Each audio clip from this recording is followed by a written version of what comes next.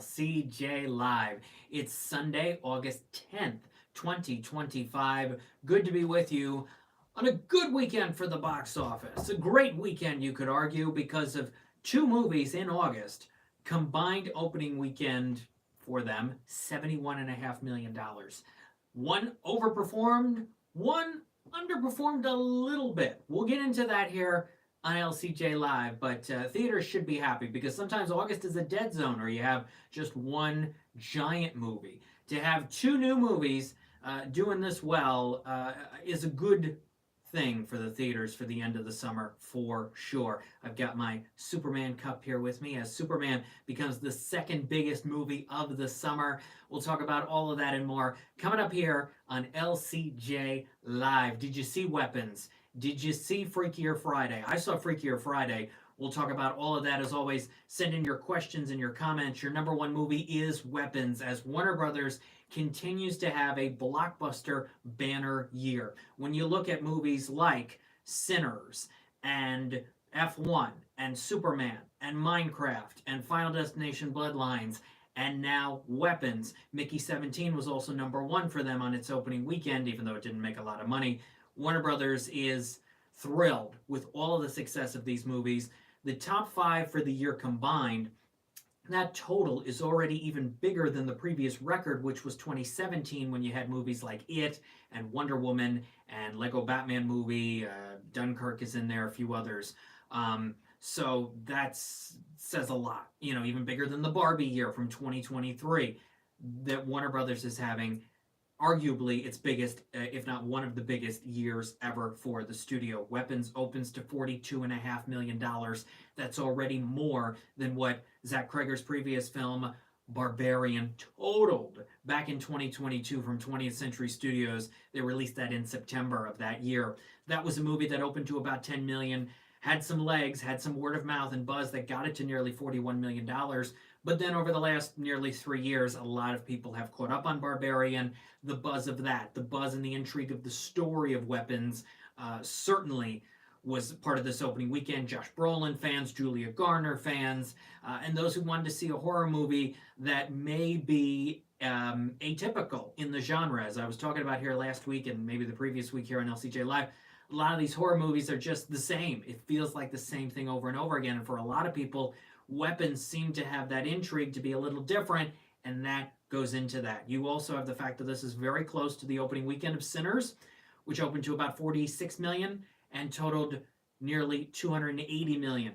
Could Weapons have the same kind of impact, or did the majority of people who wanted to see it right away go, and now it'll have a big drop? We'll have to see over the next few weeks. Pete Crooks liked Weapons a lot. Feels it's a bad year overall, but having something terrific like Weapons and Sinners is definitely a big highlight. You know, I was looking yesterday at the top 20 highest grossing movies of the year so far in North America, and I haven't seen all 20. I didn't see Final Destination. I didn't see 28 Years Later, but I think I've saw all the rest, I think. But I was looking at that list and going, all right, what are the best movies I've seen out of this top 20? And the three, I believe, are Sinners, Mission Impossible, and F1. Dogman was good too. There's a couple others pretty close, but and frankly, I would give Sinners a B. I would give F1 a B. I would give Mission Impossible a B. So the fact that none of the top 20 movies of the year so far, I would give higher than a B, which for me is good. A B is a good grade. The fact that none of them are higher than a B shows you what kind of year we're having in terms of blockbuster movies and the quality of them. Sam B. Russell, big summer for Julia Garner, maybe an Oscar for her. Best performance by an actress in a leading role in a motion picture in the year 2020 was Julia Garner in The Assistant. It's a movie that really got overshadowed by the pandemic, and Bleecker Street had it, but they didn't have a huge campaign behind it. But Julia Garner was fantastic. It was Julia Garner, it was Dakota Johnson in The High Note, and Catherine Deneuve in a movie called The Truth with her and Ethan Hawke. If you haven't seen that, find that movie. They were among the three best lead actress performances of that year. Slow to start, but loving summer 2025, says Brandon. Sue me, but Sinners is overrated. Brandon feels Sinners is overrated. I think it's a movie that takes a little time to get going, but when it does, it gets good. But you're not the first person who I've heard doesn't love Sinners. Weapon's more of a thriller. That's why I've always felt that you call some horror movies horror thrillers or suspense thrillers. They're all kind of in the same thing. Um, Word of mouth will be pretty strong. Yes. And The Truth is great, says Sam B. Russell. Yes. Catherine Deneuve is very good in The Truth. If you haven't seen that, find that movie. All right. Number 2 this weekend. It's Freakier Friday, which I saw on Thursday. I didn't have to wait till Friday. I saw it on Thursday. 29 million for Freakier Friday. That's a little lower than I think Disney wanted. It's a little lower than I was expecting. I thought it could do 50, 60 million. Maybe my expectations were too high, but let's be real. Devil Wears Prada 2 does have a chance at getting to 50, 60 million opening weekend. If that only does 29, that's going to be a huge disappointment. But Freakier Friday with 29 million. The first one in 2003 opened at 22.2 million in the 3-day, 33.1 million in the 5-day, totaled 110.2 million. And as I posted the other day, one of the reasons why is because Freakier Friday had next to no family film competition in August, September, and October of 2003. And then in November, it was a new family film a week. It was, let's see if I can remember all these, Brother Bear, Looney Tunes Back in Action, Elf, The Cat in the Hat, and The Haunted Mansion. 1, 2, 3, 4, 5. Who came up with that schedule in 2003? You had movies like Elf that did well, Cat in the Hat did so-so, Looney Tunes flopped, Haunted Mansion didn't do great, and Brother Bear did okay, did 85 million, which is okay for a Disney animated feature. But the clear winner of that was Elf, but my goodness, who scheduled all that? Seriously.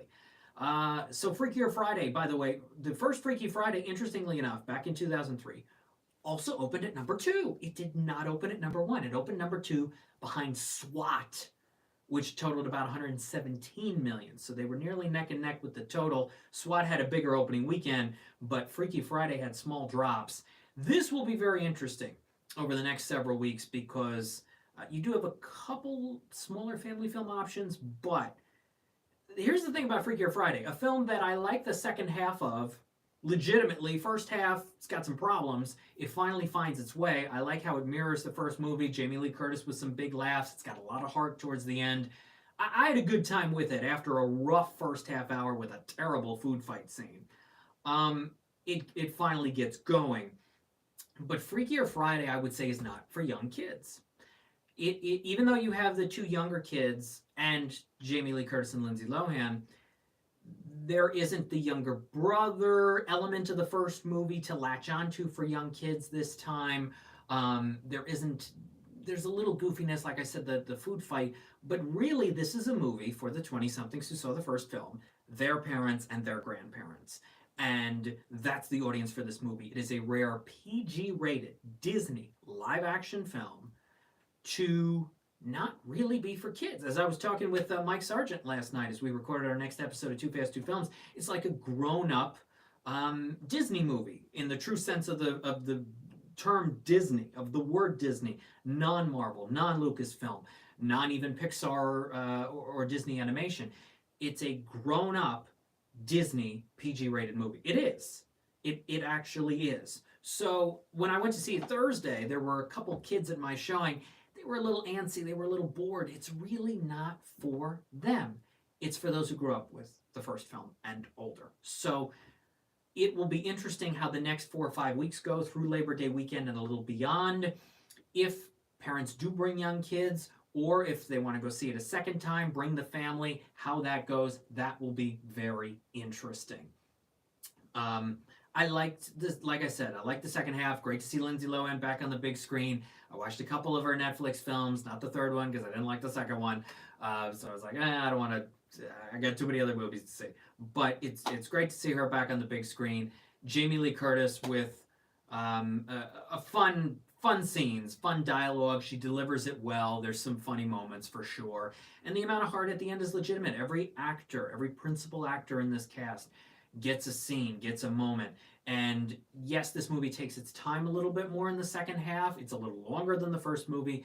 Nisha Ganatra, the director, by the way, did the high note as well, which I really like. So yes, I give Freakier Friday a C+.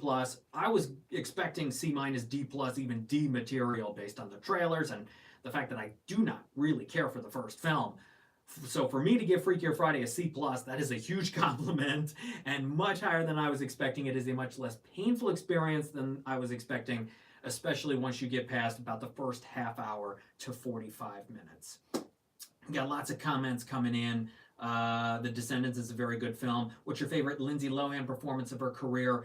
I would go with, well, Parent Trap. I mean, Parent Trap's a top 10 movie for me of all time, so I have to put Parent Trap in there. But in terms of performance as well, she's very good in Mean Girls. Jamie Lee Renaissance as well. Yeah, Jamie Lee Curtis is in so many movies, so many projects. And as I posted yesterday, she commented on the Time magazine film critic who Jamie Lee felt was a bit harsh with her assessment of Freakier Friday. And the couple of the points that were made in the review about there was, the critic claimed that there was no fan base for the original Freakier Friday. No one wanted a sequel. That really isn't true. You look at this weekend's box office, the fandom for it. Nearly every movie these days pretty much has some kind of loyal fan base, whether it's small or large. Look at This Is Spinal Tap getting a sequel. There's a loyal fan base to the first This Is Spinal Tap that's going to go see this sequel. It may not make blockbuster money, but there's a loyal fan base there. Nearly every movie pretty much has that. And the Time critics thought this was a cash grab, and there were all these things. It's not, and also that it didn't do anything new with the story. It's almost like Mary Poppins Returns in a sense, where it mirrors intentionally some of the beats of the first film and then jumps off of it intentionally for certain reasons. All the decisions were intentional in terms of story references and the way it goes. So I don't agree. Everyone's entitled to their own opinion on a movie, absolutely, but I don't agree with many of the arguments that the Time critic gave. All right, let's go to number 3 this weekend. Fantastic Four: First Steps. 60% drop, 15.5 million. It's only at 230.4 million, a way distance back from Superman. This Fantastic Four may not pass 260, 270 million domestically. This is a movie, like I said, I knew it right away. About 2/3 of the way through the movie, I go, this is not going to have repeat viewing. Not many people are going to be inspired to want to go on this journey a second time. Here's proof. Here's proof of that. Number 4 is The Bad Guys 2, which dropped 53%. I wish the drop was smaller. 10.4 million. It's at 43.4, but because it had very good numbers during the week, it made up for some ground for being behind the first film. But we're still a little behind. We're at 43.4. The first film after 10 days was at 44.6, so we're 1.2 million behind. That first film went on to do 97.2 million. Again, it's going to depend on the next few weeks. You've got, I go by Fridays, 15, 22, 29. That's your Labor Day weekend is 29. And then kids are back in school in a lot of parts of the country already, and then that following weekend. So you've got 3 more weekends for Bad Guys 2 to do very well, and we'll see what happens there. Number 5 is The Naked Gun, which added 8.4 million. It did drop 50%. It's at 33 million for Paramount. Second biggest Paramount film of the year, passing Smurfs, which is only totaled 30.3 million, but so far away from Mission Impossible, which is over 197 million domestically. Paramount's got a few more films for the end of the year. SpongeBob will be the big movie to battle Mission Impossible for the top spot of the entire year for Paramount. Any thoughts on the Heat 2 news? We'll see. I've actually never seen Heat, so it'll be one of those where I catch up on it. There's a lot of those classic movies that I would watch just before the sequel to get ready. I hadn't seen the first Freakier Friday in over 20 years, so it was good refresher, and there are so many beats and references, so I will be watching Heat. Pete Crooks is, yes, Parent Trap is a top 10 movie of all time for me. It's on my top 10 of all time. I did my LCJ 100 a couple years ago. Parent Trap, 1998, Lindsay Lohan. It's on there. Dennis Quaid, one of my favorite actors. Natasha Richardson. Elaine Hendricks, who does appear in Freakier Friday. There is a cool Mean Girls little reference as well in Freakier Friday. So yes, Parent Trap, top 10. And again, you might say, well, is it one of the 10 best movies ever made? Well, it's one of my 10 favorite movies of all time. It's on that list. Beauty and the Beast, Cars, E.T., Fantastic Mr. Fox, Birdman, La La Land, Truman Show, Mary Poppins, Parent Trap, It's a Wonderful Life. I think that's the 10. Sometimes I do it in alphabetical order that wasn't fully in alphabetical order, but I think that's the 10. Beauty and the Beast #1 for sure, and then the other 9. There we go. Let's see. Bum, bum, bum. Number 6 is Superman. Here it is. 7.8 million. It's at 331.2 million. Becomes the second biggest film of the summer domestically. Because number 7 is Jurassic World Rebirth with 4.7 million. It's at 326.8. So it is behind Superman. I think Universal might be a little surprised. And we're not getting to the 376 of Dominion. $1 billion worldwide for that. We're at 800 million worldwide for Jurassic World Rebirth. Number 8 is F1, which added 2.8 million. It came back in some IMAX theaters this weekend. It's at 178.6. You can add 400 million from overseas box office. That's really good for its global total, around 575. Number 9 is Together. Together had a bit of a drop down to 2.6 million. It's at 17.2. It is the 7th biggest neon film of all time. It'll pass Ferrari to be number 6. I'm not sure how much higher it's going to get.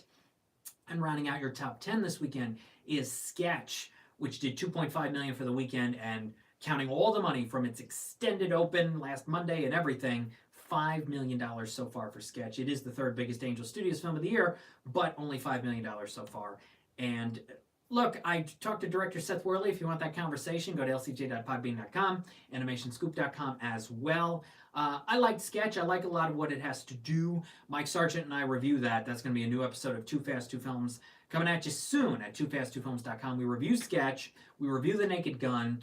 Mike also has his thoughts on weapons, and I share a little bit on Freakier Friday. Scarlett Johansson had a new movie this weekend called My Mother's Wedding. In about 400 theaters, only did $432,000. I Know What You Did Last Summer is only at 31.4 million. By the way, I saw The Pickup. That's the new Eddie Murphy, Pete Davidson, Keke Palmer action comedy on Prime Video. Not good. Not the worst movie I've ever seen. I actually thought it was less painful than Medea's Destination Wedding and Happy Gilmore 2, mostly because of the Michael Bay meets Jerry Bruckheimer style action sequences, which are crazy and ridiculous, but at least watchable compared to other stuff. But it's not very good. It's not funny. They're going through the motions. There's not much there to The Pickup. New in theaters this weekend. We have Americana, Paul Walter Hauser, Halsey, Sydney Sweeney. We have Highest to Lowest in select theaters nationwide. That is Denzel Washington's new film with Spike Lee that goes to Apple TV Plus on September 5, film called War 2. And then on Netflix on Wednesday is the animated raunchy R-rated comedy Fixed from director Gendy Tartakovsky. I have seen it. It is raunchy. It is wild. It is crazy, and for pet owners, they're probably going to be laughing and shaking their heads through the whole thing. And then, of course, the big movie theatrically this coming weekend is Nobody 2, Bob Odenkirk. I didn't like the first Nobody very much. It felt very standard to me, very generic, very uninspired, and not very entertaining. 4.5 years later, here comes Nobody 2. The first Nobody, early on in COVID, March 2021, opened to 6.8 million, total $27.6 million. So the goal for Universal will be to pass that. Now, we've already seen a movie from Universal this summer do less than that, Megan 2.0. I think Universal thought, let's give this another chance. There seemed to be a little bit of a following to the first Nobody. Maybe we can get a $10 million opening weekend and a $35 million total. This is a very short film. It's almost as short as Naked Gun. So we'll see how Nobody 2 does this weekend. If I had to guess, I do think it gets to 10 to 12 million. You can take inflation into that, fans of the first film. Maybe it totals 35 million. It'll depend on the reviews, the word of mouth, the buzz, and how many fans there really are of the first Nobody going into Nobody 2. As far as what's number 1 next weekend, I think Weapons will be number 1 again. Let's call it 21, 22 million, maybe more. It depends on how small the drop is. Freakier Friday could do another 15, 16, and then Nobody 2 is right there with, I would say, 12. Maybe Bad Guys 2 does another 9 to battle with Fantastic Four, which could drop to 6 or 7, or maybe do 8 or 9. Americana won't make a lot. Highest to Lowest won't make a lot. So that's where we're at. Yeah. That's where we're at for the box office. It's going to get a little slower. There's a lot of smaller movies that'll make a little bit of money, and there's a lot of re-releases coming at you over the next 2 months or so before some of the real blockbusters kick in again. But we've got Downton Abbey sequel, we've got Tron coming, Smashing Machine. There's going to be some big movies and hopefully some very good movies on the way for the rest of the summer and into early fall. When we're back here next Sunday at 12 p.m. Eastern, noon Eastern, live on LCJ Live, we'll take a look at that box office for Nobody 2, and we will preview some of the movies coming out for the 22nd, like Eden, Relay, Neja 2 English language version, and more. Will the new Leo DiCaprio movie be a hit? It was expensive. Yeah, that's the end of September. Wow, one battle after another. From Paul Thomas Anderson, I loved Licorice Pizza, but I don't know, this doesn't look very good. We'll have to see what happens. Bad Guys 2 crossed 80 million worldwide, yes, but the first one got to 250, so will Fanimator 101, will this get to 250? I don't know. So we'll take a look at all of that and more next Sunday on LCJ Live. As always, follow me on X at LCJ Reviews, Instagram at LightsCamJackson, YouTube.com/LightsCameraJackson. Subscribe to the channel. Turn on your notifications. Lights-camera-jackson.com, TooFast2Films.com, LCJ.podbean.com, AnimationScoop.com. More videos and interviews. I got a few interviews in the can and some more coming at you soon. Thanks for being here for today's episode of LCJ Live. Have a good rest of your weekend. Fly, Eagles, fly. Preseason win. We like that. And I'll see you next time on LCJ Live. Take care, everybody. Bye-bye.